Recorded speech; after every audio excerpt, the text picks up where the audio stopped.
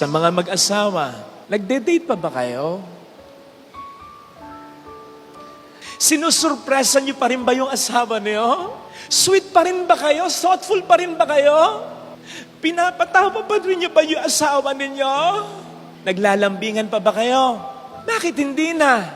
Alam ba ninyo, sang-ayon sa ilang mga reliable surveys sa abroad, yung yakap ng mag-asawa sa isa't isa at least 20 seconds, yung kiss ng mga mag-asawa sa isa't isa ng at least 6 seconds, napakalaking bagay nun in promoting faithfulness. Kasi yung yakap daw na at least 20 seconds, yung kiss daw na at least 6 seconds, hindi bababa dyan na, at least it produces oxytocin.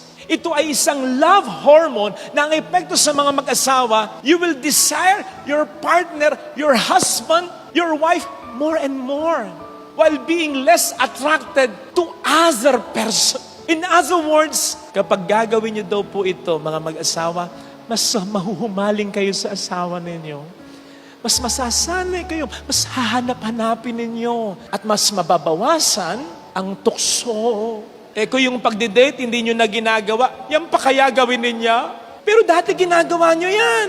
Yung iba nga sa inyo, dati kahalik pa lang, kayayakap pa lang, balik na naman, payakap nga uli, pakis nga uli, parang mauubusan. Bakit hindi nyo na ginagawa ngayon? Di ba? Mas kailangan nyo yan ngayon? Kasi si Mrs. medyo tumataba na-insecure na si Mrs. Si Mr. medyo na-insecure na rin. At medyo marami ng mga stress, marami ng mga problems. Kapatid, kahit hindi hangaan at i-praise ng buong mundo ang misis mo, basta ikaw lang na asawa niya ang pumuri ng totoo sa kanya, solve na sapagkat ikaw ang mundo niya. Totoo yun. Bakit hindi nyo na ginagawa yun? Malaking bagay yun. Lalong-lalo na ngayon. Ibalik nyo mag-asawa. Balik nyo, Buti nga kayo, meron Huwag niyong sayangin kung ano ang sa inyo ipinagkaloob ng Panginoon. Kailangan niyo yun. Hindi kayo dalawa, kayo isa. Kailangan ka niya. Malaking bahagi ka ng buhay niya. Yun. Balik nyo, Pero wag muna ngayon, baka mamaya peace be with you, kumana agad kayo. Hinggitin niyo pa ako.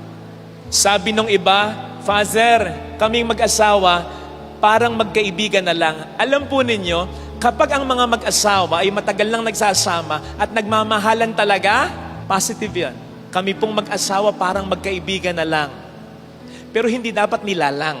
Positive, pero hindi dapat nilalang. Paano ko mas i-elaborate yan?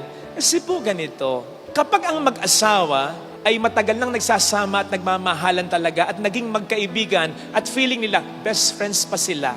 Nako, ang ibig sabihin nun, na iba lang yung ekspresyon ng pagmamahal, pero ang pagmamahal, nandoon pa rin at mas lumalim pa kesa nung mga unang pag-asama nila. Ang kaibigan kasi, pinipili mo. Hindi ka basta makikipagkaibigan sa hindi mo gusto. Kaya nga, napakahalaga ng sabi ng Panginoon sa Ebanghelyo.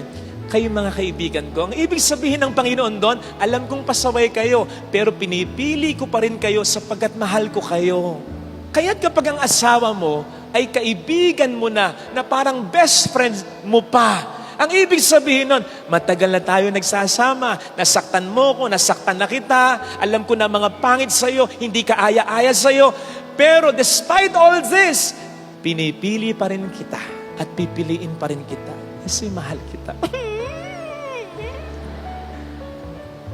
Kaya, positive, parang magkaibigan na lang, pero hindi mo dapat nilalang. Mas magandang sabihin mo, magkaibigan na. Sapagkat ang relasyon, mas nag-improve na. Ganon din dapat ang mag-ama, ganon din dapat ang mag-ina, ganon din dapat ang mga magkakapatid.